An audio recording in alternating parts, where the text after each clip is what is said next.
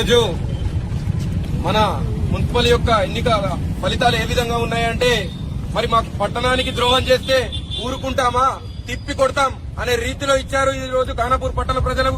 వారందరికీ పేరు పేరున జేఏసీ తరపున పాదాభివందనాలు తెలియజేస్తున్నాము. గుర్తుంచుకోండి, ఏ రోజైతే ఖానాపూర్ ను బంద్ పెట్టినామో ఆ రోజే చెప్పినాం కాంగ్రెస్ పార్టీని ఖానాపూర్ నుంచి తరిమేస్తామని చెప్పి దానికి ప్రజలు పూర్తి మద్దతు తెలిపి ఈ రోజు వాళ్ళని 3 సీట్లకే పరిమితం చేసిర్రు.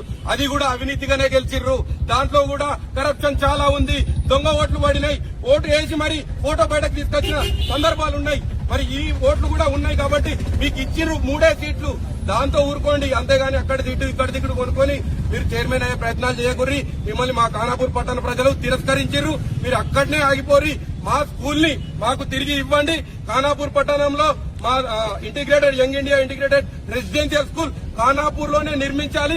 ఖానాపూర్ లోనే శంకుస్థాపన చేయాలి.